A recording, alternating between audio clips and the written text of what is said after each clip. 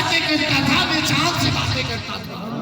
وَيُلْهِمُنِي عَنِ الْبُكَاءِ، چاند مجھے رونے سے باز رکھتا تھا. پھر میرے آقا نے فرمایا باز اس پر تعجب نہ کرنا، خدا کی قسم سورج جب غروب ہوتا ہے، جب غروب ہوتے وقت تسبیح پڑھتا ہے، اس کی تسبیح کی آواز میں اپنی ماں حضرت آمنہ کے جب پیٹ میں تھا میں وہاں سن لیتا تھا. میرے آقا نے فرمایا عباس اس پر بھی تعجب نہ کرنا، خدا کی قسم میں اپنی ماں حضرت آمنہ کے پیٹ مبارک میں تھا، لوح پر جو قلم چلتی تھی اس قلم کے چلنے کی آواز میں اپنی ماں کے پیٹ میں سن لیتا تھا. میرے رضا کہتے ہیں فریاد امتی جو کرے حال اظہار میں، ممکن نہیں کہ خیر البشر کو خبر نہ ہو. علامہ سیوطی حدیث کو کہتے ہیں یہ حدیث سند کے اعتبار سے بالکل صحیح ہے، فرماتے ہیں صحیح اسناد حدیث ہے. میں آپ سے پوچھتا ہوں کیا نام اس علاقے کا؟ صوفی رہتا ہے؟ صوفی جی کو ٹھیک صوفی رہتے ہیں، ویسے نام پڑھا ہے امام صاحب کے ویسے ہی نام پڑھا ہے. میں خیال امام صاحب کو اختلاف ہے آپ لوگوں سے. تو جیسے یہاں ہم صوفی کوٹھی بیٹھے ہیں، چلو جڑا مالا لگا ہے، یہاں سے مدینہ دور ہے یا حضور جب اپنی والدہ حضرت آمنہ رضی اللہ تعالیٰ کے پیٹ مبارک میں تھے وہاں سے عرش دور تھا؟ بتائیں مجھے، وہاں سے عرش دور تھا. جب حضور کی بچپنے کے اندر بلکہ والدہ کے پیٹ کے اندر سننے کی طاقت کا عالم یہ ہے، سننے کی طاقت کا عالم یہ ہے، لوح پر چلنے والی قلم کی آواز میرے مصطفیٰ 1400 سال پہلے اپنی والدہ کے بطن مبارک میں سن لیتے تھے. ارے خدا قرآن میں فرماتا ہے وَالضُّحَىٰ وَاللَّيْلِ إِذَا سَجَىٰ مَا وَدَّعَكَ رَبُّكَ وَمَا قَلَىٰ وَلَلْآخِرَةُ خَيْرٌ لَكَ مِنَ الْأُولَىٰ. اللہ قرآن میں حضور کی سماعت کے بارے میں، حضور کے فضائل و کمالات کے بارے میں فرماتا ہے اے مصطفیٰ تمہارے چمکتے چہرے کی قسم، وَاللَّيْلِ إِذَا سَجَىٰ اے مصطفیٰ تمہاری سیاہ کنڈل والی زلفوں کی قسم جب چہرے پر چھا جاتی ہے، مَا وَدَّعَكَ رَبُّكَ وَمَا قَلَىٰ، نہ تمہارے رب نے چھوڑا ہے نہ چھوڑے گا. پھر خدا فرماتا ہے 1400 سال پہلے فرماتا ہے وَلَلْآخِرَةُ خَيْرٌ لَكَ مِنَ الْأُولَىٰ. اے مصطفیٰ ہر آنے والی گھڑی پچھلی گھڑی سے آپ کے لیے بہتر ہوگی، ہر آنے والے لمحے آپ اور ترقی کریں گے اور عروج ملے گا اور آگے بڑھیں گے. تو جب 1400 سال پہلے درجے کا رفعت کا عالم یہ تھا کہ والدہ کے بطن مبارک میں تھے، عرش پر لوہے کا لوح پر چلنے والی قلم کی آواز سن لیتے تھے.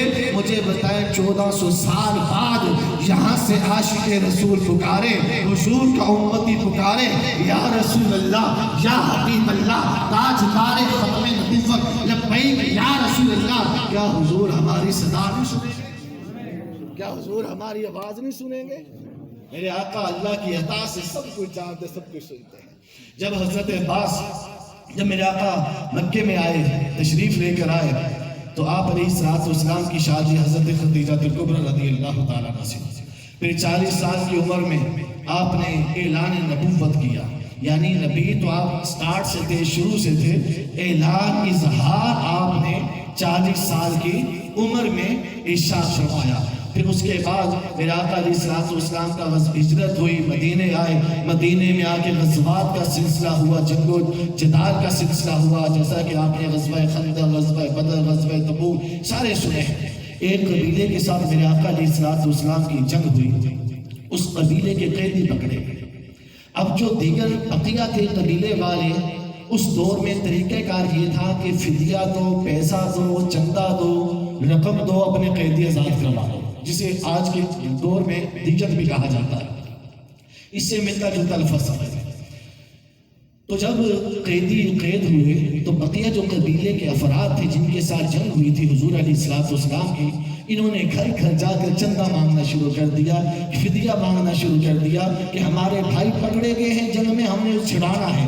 مانگتے مانگتے ایک گھر پر آ کے دروازے پہ دستک دیتے ہیں، اندر سے آواز آتی ہے، کون؟ وہ کہتے ہیں کہ ہم فلاں فلاں اسی بستی کے لوگ ہیں، محمد مصطفیٰ صلی اللہ علیہ وسلم نے ہمارے بھائیوں کو جنگ کے دوران قید کر لیا ہے، فدیہ جمع کر رہے ہیں تاکہ وہ دے کر اپنے بھائیوں کو رہا کروایا جائے، آزاد کروایا جائے۔ تو اندر سے ایک جو پوچھتی ہے خاتون، ان کا نام حضرت شیمہ، حضور کی رضائی بہن ہے، پوچھتی ہے بتاؤ کہ کنہوں نے قید کیا ہے؟ کہتے ہیں کہ مدینے کے تاجدار ہیں، مدینے کے سردار ہیں جن کا نام محمد مصطفیٰ صلی اللہ علیہ وسلم ہے، انہوں نے قید کیا ہے۔ حضرت شیمہ کہتی ہے کہ دوستو بھائیو، یہ جاؤ چندہ جن سے لیا ہے، فدیہ دیا ہے، واپس کر دو، میں تمہارے قیدی آزاد کر کے لاتی ہوں۔ پوچھا تم ایک غریب خاتون ہو، تمہیں سردار سے کیا علاقہ، کیا تعلق، تم کس طرح جاؤ گی؟ کہا تم نہیں جانتے میرا اس ذات سے تعلق کیا ہے۔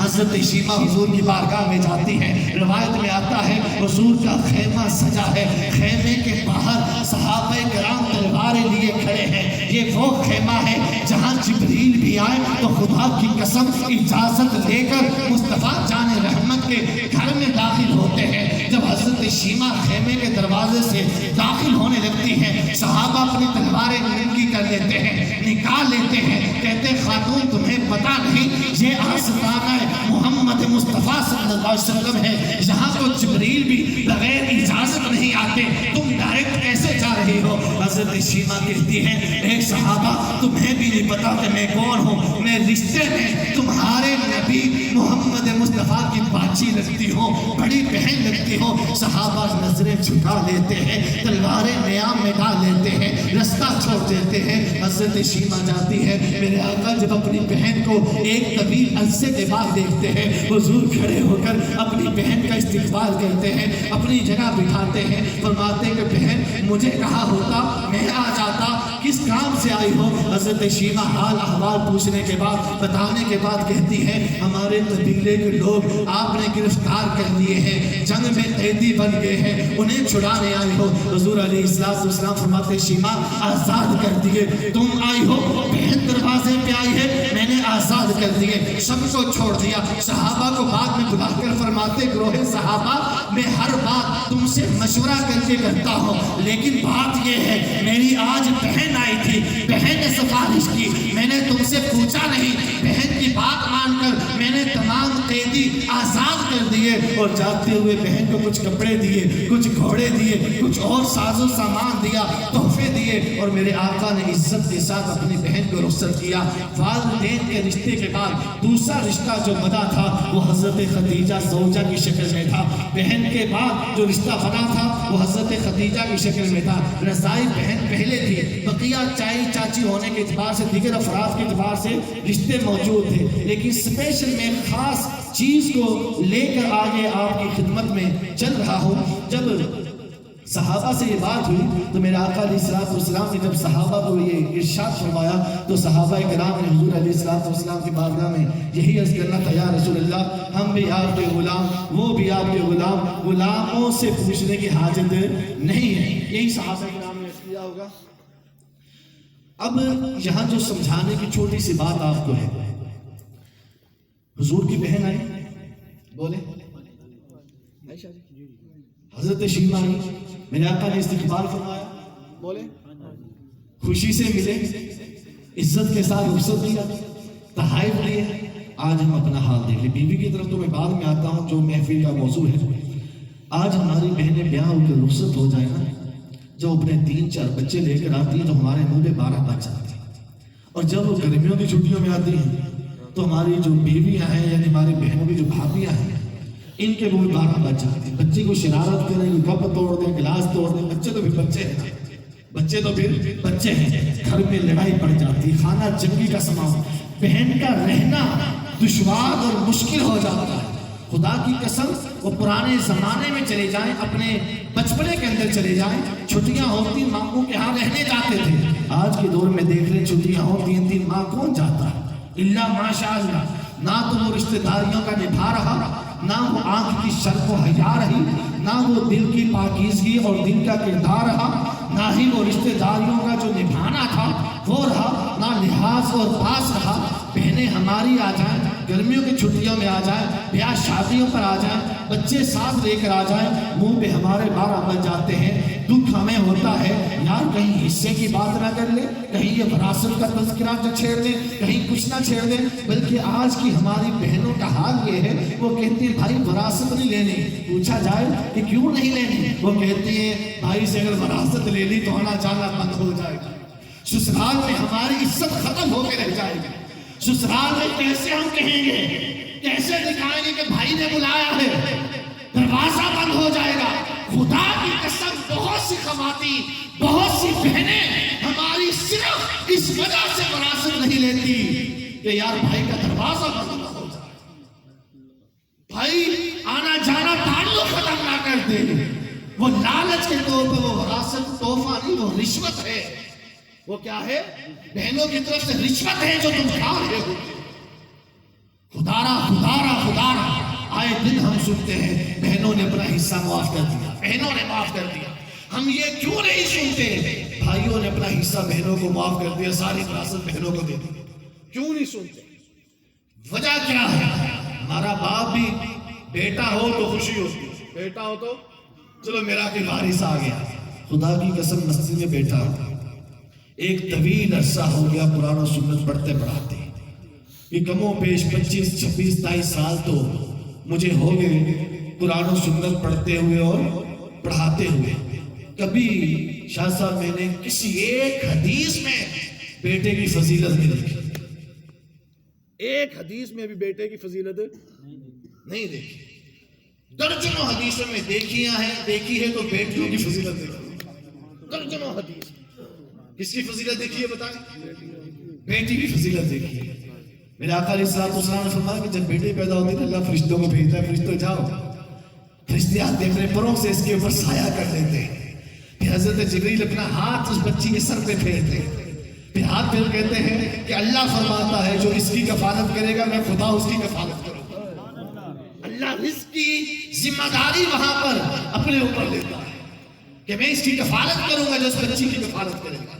میرے آقا نے فرمایا جس کے ہاں ایک بیٹی ہو، 2 بیٹیاں ہو، 3 بیٹیاں ہو، ان کی اچھی تربیت کرے، ان کے اخراجات کو برداشت کرے، ان سے محبت کرے، ان بیٹیوں کو بیٹوں پر ترجیح دے، قیامت کے دن میں اور وہ والدین اس طرح ہوں گے۔ کس طرح ہوں گے؟ میرے آقا نے 2 انگلیاں جوڑ کے فرمایا۔ بیٹوں کے بارے میں یہ حدیث نہیں ہے۔ حضرت موسیٰ علیہ السلام پوچھتے ہیں اللہ جب تو کسی بندے سے راضی ہوتا ہے اسے کیا دیتا ہے؟ اللہ فرماتا ہے جب میں اپنے بندے سے راضی ہوتا ہوں اس کو بیٹی دیتا ہے۔ حضرت موسیٰ نے پوچھا ہے اللہ اور راضی ہو پھر کیا دیتا ہے؟ اللہ فرماتا ہے پھر دوسری بیٹی دیتا ہے۔ حضرت موسیٰ نے پوچھا ہے اللہ پھر اور راضی ہو پھر کیا دیتا ہے؟ اللہ فرماتا ہے پھر اپنے بندے کو تیسری بیٹی دیتا ہے۔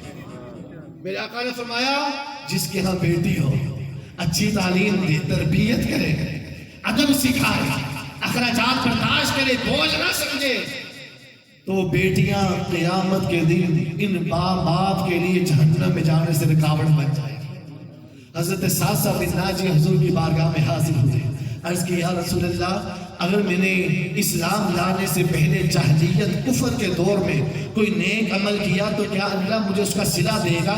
میرے آقا نے فرمایا ساسا بتا اللہ صلہ دے گا، بتا تو نے کیا کیا؟ حضرت ساسا کہتے یا رسول اللہ میری 2 اونٹنیاں چوری ہو گئی، گم ہو گئی، ان کو تیسرے اونٹ پر بیٹھ کر تلاش کرتے ہوئے ایک قبیلے پہنچا، دیکھا کہ میری 2 اونٹنیاں کسی کے اونٹوں کے ریوڑ میں کھڑی ہیں، اس ریوڑ کے بوڑھے مالک کو میں نے کہا میری یہ 2 اونٹنیاں واپس کر دو، اس نے کہا کہ بھائی یہ 2 اونٹنیاں تمہاری ہیں لے جاؤ۔ یا رسول اللہ جب میں 2 اونٹنیوں کو لے کر چلنے لگا قریب خیمے سے بچے کی پیدائش کے وقت جو رونے کی آواز آتی ہے وہ رونے کی آواز آئی تو اندر سے آواز آئی کہ بوڑھے نے پوچھا کون پیدا ہوا ہے؟ میں نے کہا اندر سے آواز آئی عورت کی کہ بیٹی پیدا ہوئی ہے۔ بوڑھے نے کہا اسے قتل کر دو، وہیں پہ مار دو، مجھے بیٹی منظور نہیں۔ حضرت حضرت ساسا کہتے ہیں میں نے اس بوڑھے سے کہا یار بیٹی کو قتل نہ کر، یہ 2 اونٹنیاں لے لے، بیٹی مجھے دے دے۔ اس بوڑھے نے کہا نا نا، تیسرا اونٹ جس پر تو بھیج کر آیا ہے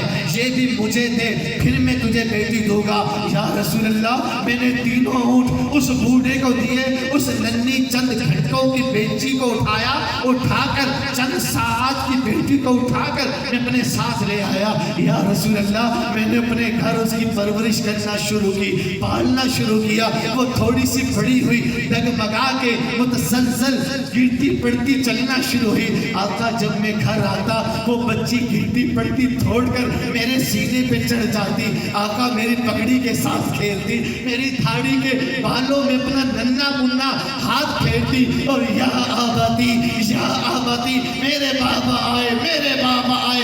یا رسول اللہ، مجھ سے وہ پیار کرتی، اس کا یہ انداز محبت دیکھ کر مجھے بچیوں سے اتنی محبت ہوئی۔ یا رسول اللہ، جن علاقوں کے اندر، جن قبائل کے اندر لوگ اپنی بچیوں کو زندہ دلکھور کر دیتے، میں اونٹ پکڑتا ان بستیوں میں چلا جاتا، جو مارنے لگتے ان کو اپنے اونٹ دیتا، وہاں سے بچی لیتا، آ کر اپنی حویلی میں پرورش کرتا۔